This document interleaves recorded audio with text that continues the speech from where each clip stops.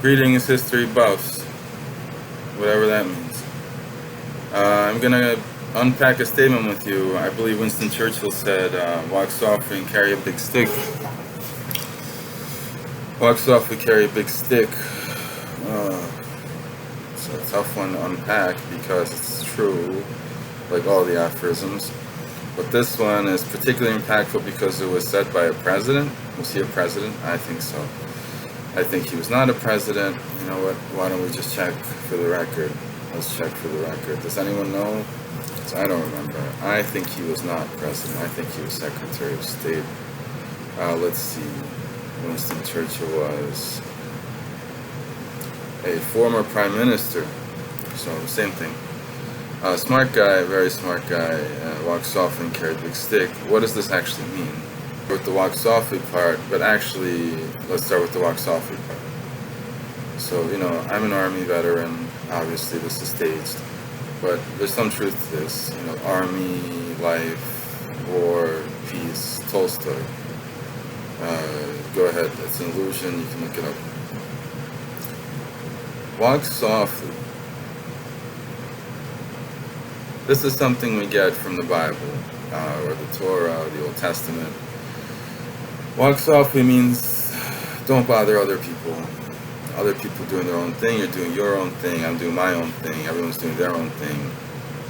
You want to hate, you want to be jealous, these are commandments, right? These are part of the 10 Commandments. Don't steal, don't hate, don't be jealous, don't bear false witness, blah, blah, blah, blah, blah. Walk softly means just be who you are. Know who you are at all times. Know your mission in life at all times. The Jews have a little thing they put on the door. It's called a mezuzah. It's supposed to remind you. It's like a little home base. You check into your home base. Am I in the right place at the right time? Am I doing the right thing right now? If I am, good. If I'm not, not. And then there's a clock. The clock is universal. It's Jewish and non-Jewish. There's a clock everywhere. I remember I had a clock in my therapy days. There was this guy, Dennis. Of course, you don't know where I worked. You don't know his name, so it doesn't matter. This guy was a genius. Autistic, like I'm, retarded. I'm kidding. Intellectually challenged, whatever you want to call it these days. Dennis was a very special child because he recognized something. He recognized that there was a clock everywhere he went. And after about 10, 15, 20 sessions of therapy, he started to say words because he was nonverbal at the time.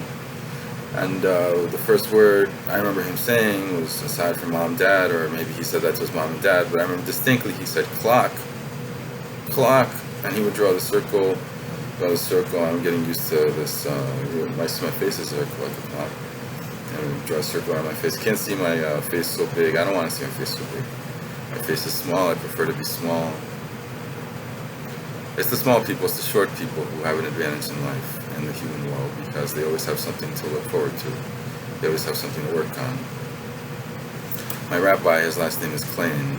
He's small. Small, because I'm moving the screen around because I want to be small right in the middle. Small in the middle is better than small in the large, whatever.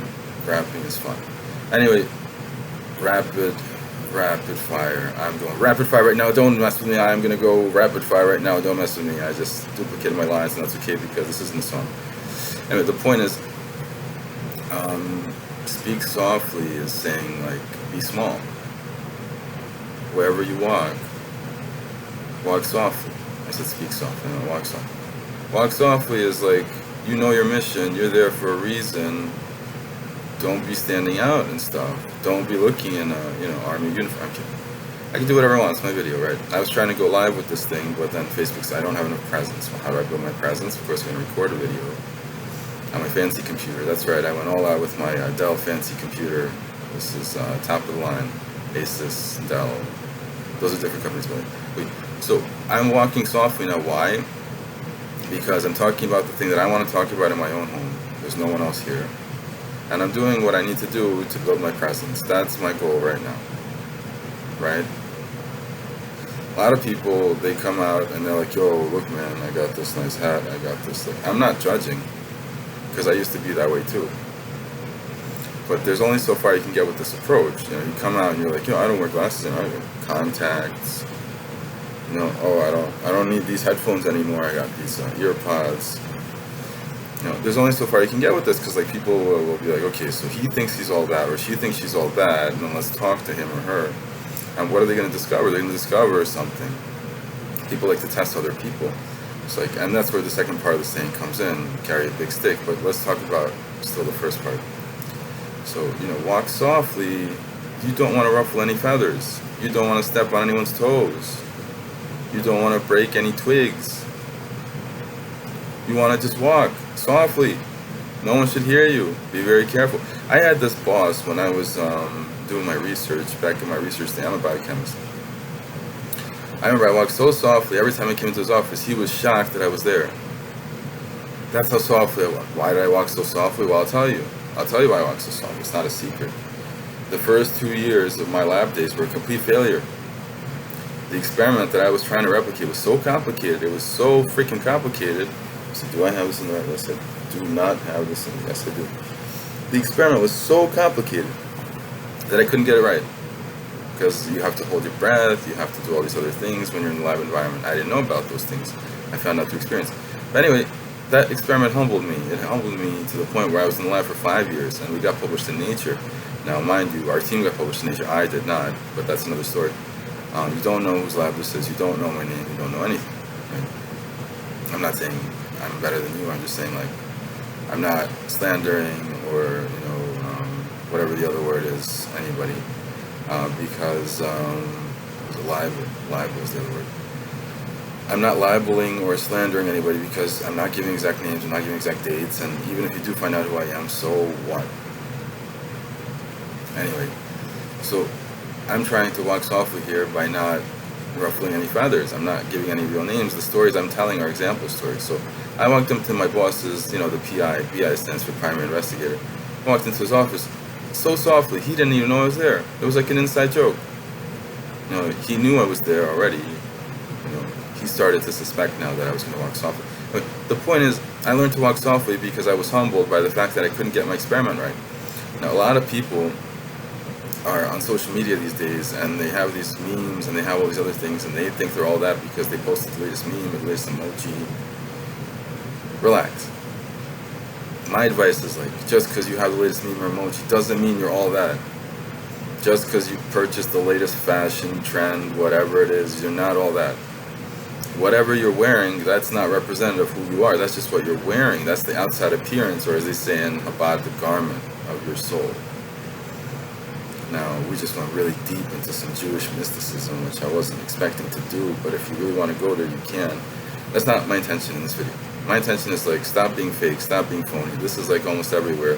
When people get to high levels in society, they remember who they used to be. They remember about family. They remember about childhood. They remember about all these things that are relevant to them because they're authentic. They remember where they grew up. They remember who their friends were, their childhood friends. They remember what they used to do. They remember their favorite activities. All these things are now foreign to them because they become fake. They become pretenders. They become, media people. And it's through no fault of their own. That's how they got to the top.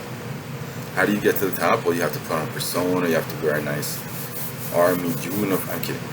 You have to wear whatever it takes to be popular. That's not a joke. That's a job.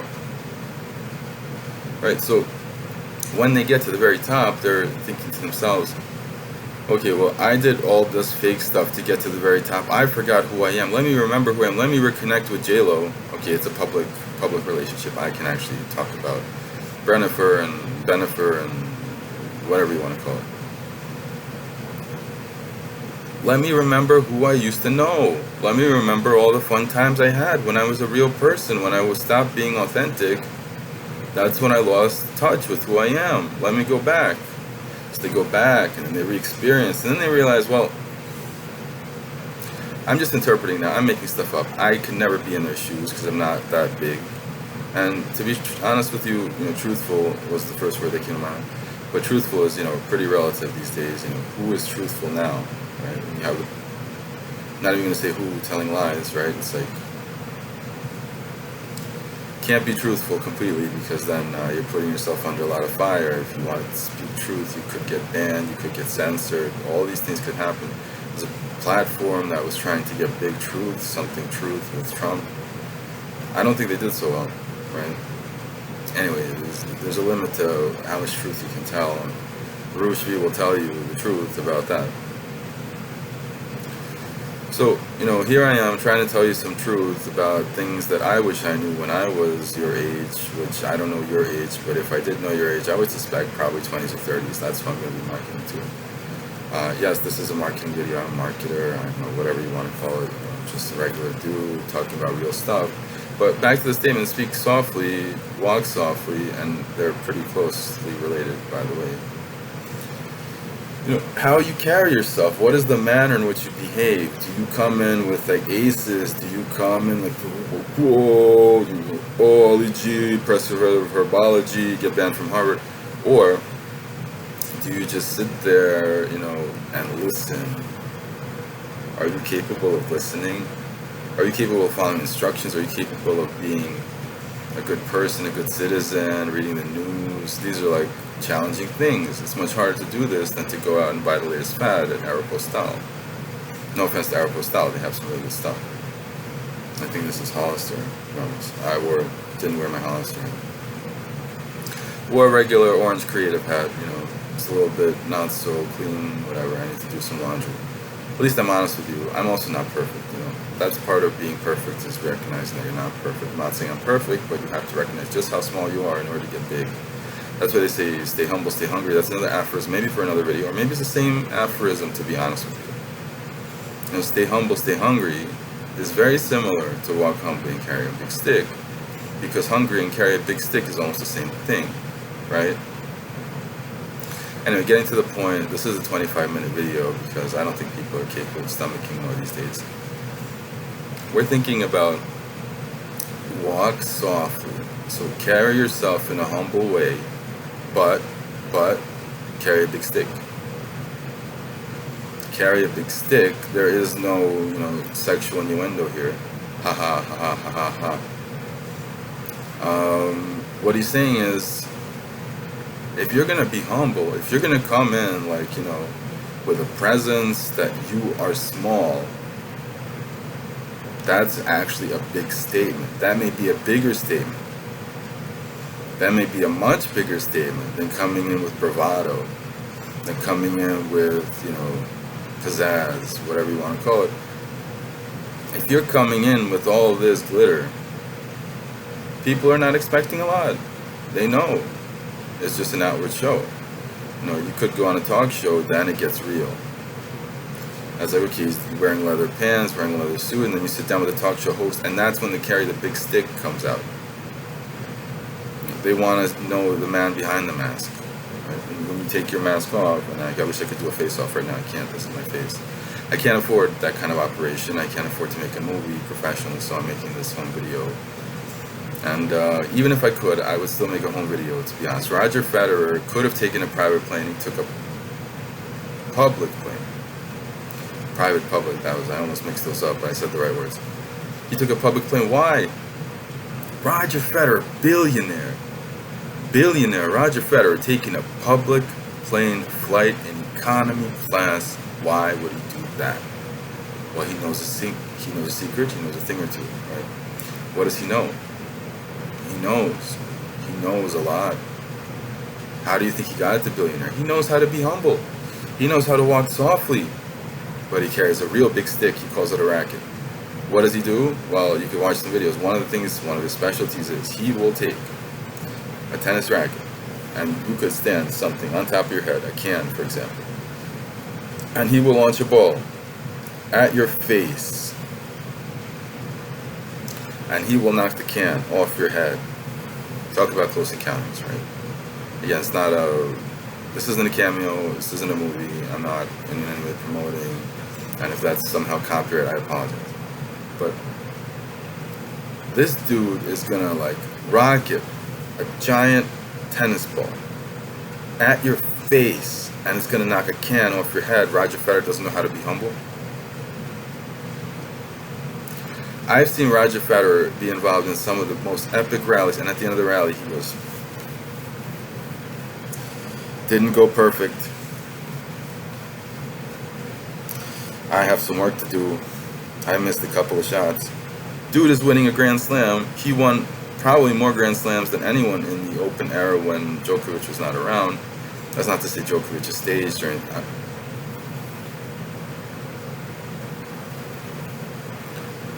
But back in the day when there was a real competition, back in the day when Roger Federer was king of grass, there, I think that I can say that. It was a different game. Roger Federer put his blood, heart, and sweat into it.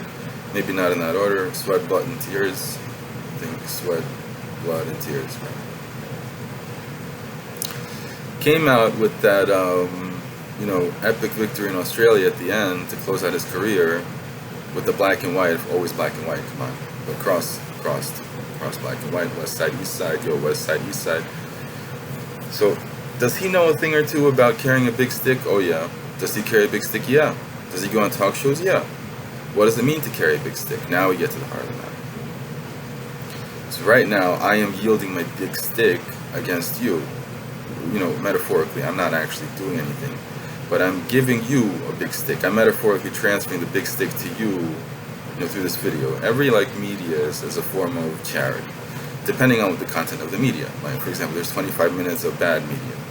What is bad media? Advertising, anxiety, producing material, marketing, things like this. This is not productive video because they have self-interest in mind. Here I am disinterested. I am not self-interested. I hope you will be self-interested. Right? That's what I'm trying to do here. Good content gets appraised well. Right? It's very valuable. Look at Tony Robbins. Right? Look at Marie Kondo. These are people who look at the 5 a.m. club. And I'm not mass marketing these products. They're good products. The Happiness Project, one of my favorite books. I am marketing that one. Not officially, but if you haven't read The Happiness Project, oh, man, are you missing out. One of the best books, period. Whoever wrote that book is a genius. I think it's a woman. And she had an editor who was a genius. The whole thing is genius. I highly recommend you get this book. But it's not an endorsement. I'm not here to promote the book. The whole point of this is, what is the meaning of the aphorism, walk soft and carry a big stick, Winston Churchill. When you carry a big stick, you're ready. You are ready to smoke. You are ready to punish inaccuracies. You are ready to disallow untruth. You are ready to correct someone's lack of confidence. You are ready to compensate for someone's lack of understanding. That's what carry a big stick means. You're still walking softly. You're still on the low. You're still calm, collected. But you're a snake. You're ready to jump. You're ready to hit, but you're not ready to kill. Right? That's the difference between, if you want to get mystical again, Arya and Aya. Aya is I am. Arya means lion. Right? So when Moses says to God, well, no one's going to believe me, and this is a biblical reference, you can look at it. Basically, God presents himself to Moses, and he tells him, Moses, you're going to take all the people out of Egypt. I choose you. Aha. Pokemon. Moses says, okay, God, why did you choose me out of all people? You could have chosen anyone else. Why don't you choose someone else? God says, look, it's not an option. It's you. Moses is like, okay, whatever. God said it's me. I'm not going to argue. But then he asks a different question. He says, no one's going to believe me, God. How am I going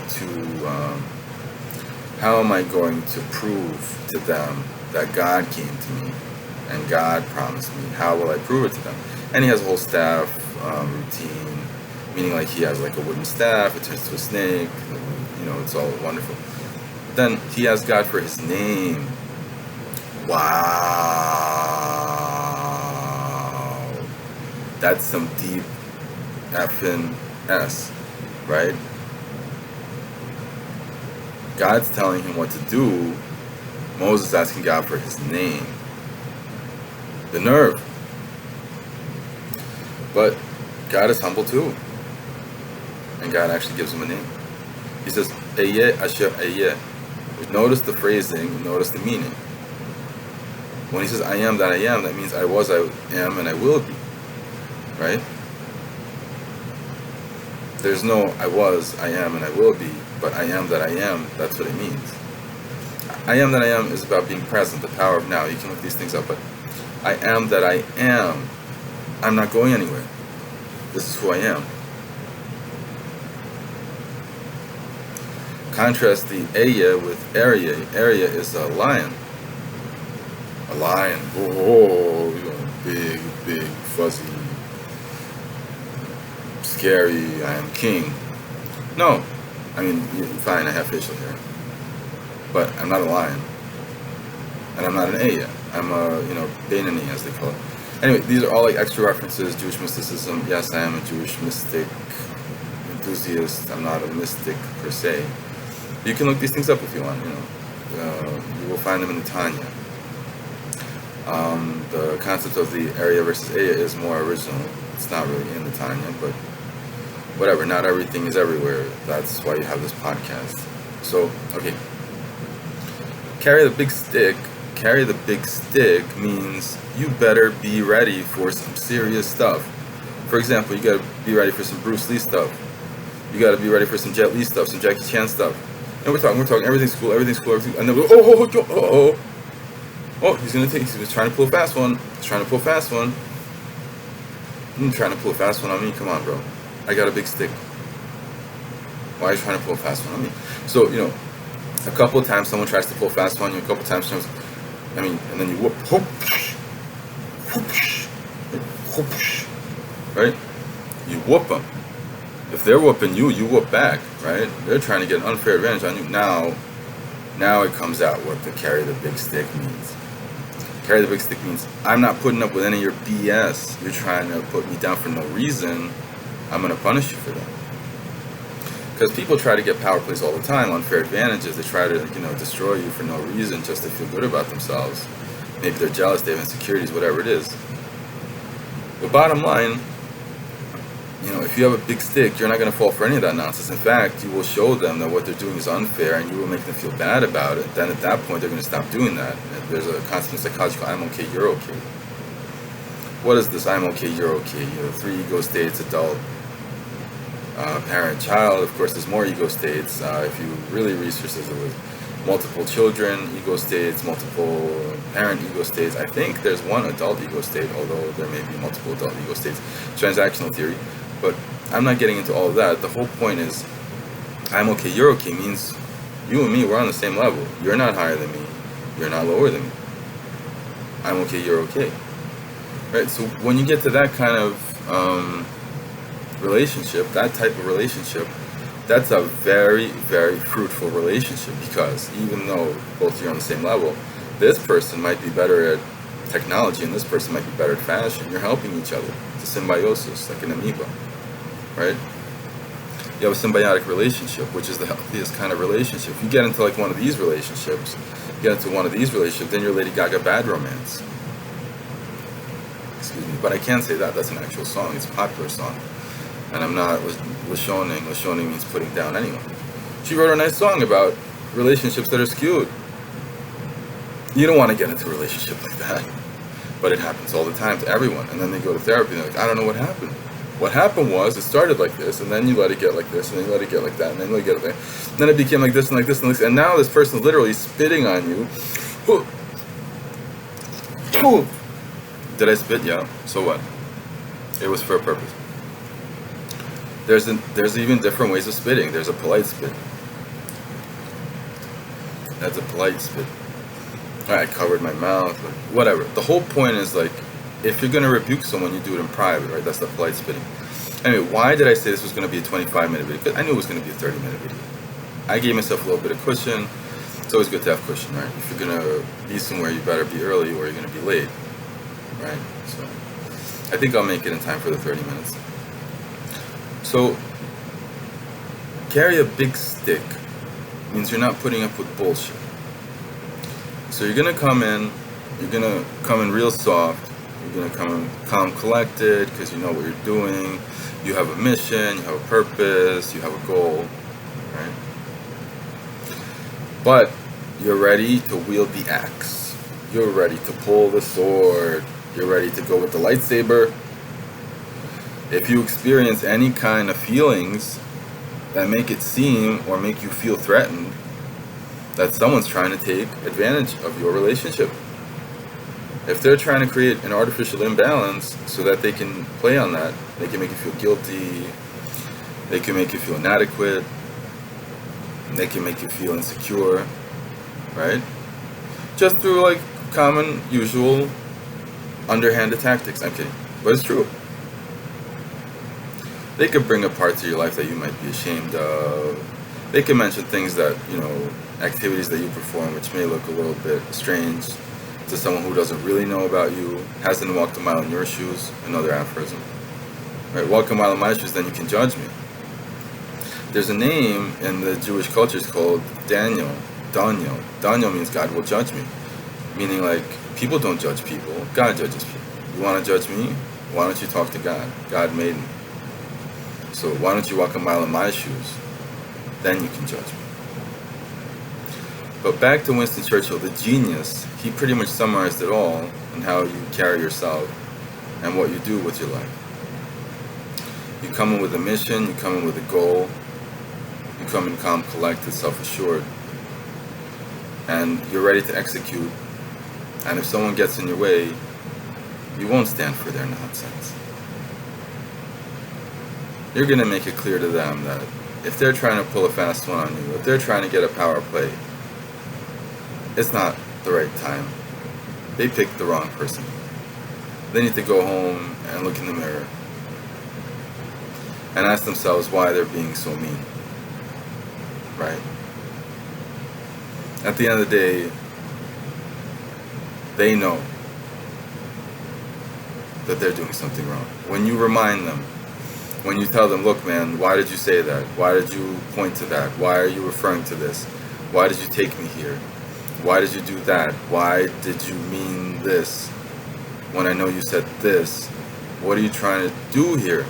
Why are you trying to put me in this position, in this situation? I thought we were cool, I thought we were friends. I want to have this. You don't want to have this? Well then, not for me, right?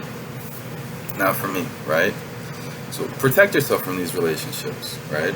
And you do that with the big stick. You come with the... But don't just come in with the big stick. Then you're just an aggressor. Then you are the guy that they're going to be defending themselves against. You come in with the big stick, like, you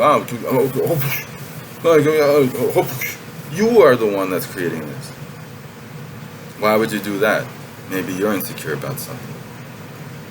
So try to keep it all cool. Try to keep it Gucci, as they say, which means like all cool, good, everyone's happy, I'm okay, you're okay. Then you will notice something. You will be productive, the other person will be productive, you will be happy, and they will be happy. You will be in pursuit of happiness. You will be in compliance of God's plan for the universe. And when you do that, you're going to be able to wake up in the morning on time, get your stuff done, be proud of yourself, enjoy your life, and respect God first, respect your parents second, and respect yourself third. And then you can think about your friends, and then you can think about your acquaintances and your life partners and all this other stuff. By the way, life partners, wow, that's a whole separate video. I'm thinking, whatever. Anyway, getting to the 30-minute mark. I hope you enjoyed Walk Softly and Carry a Big Stick, because a lot of the aphorisms, they just, in one ear, out the other ear. I have no idea. I know what it is. I heard it a million times. Do I know what it means? I think I know what it means. But man, the wisdom of Winston Churchill, former Prime Minister of the UK, sum it all up in one sentence. What a genius. British people, by the way, very creative geniuses. I highly recommend British literature, Tony Blair. Oh, I really gotta watch my back. I gotta carry a big stick. I gotta walk softly here. This is me, Moj Sid, signing off. walk softly, carry a big stick. And get that zinger, William Zinsser. Get that zinger, William Zinsser. Get that zinger, William Zinsser. Yo.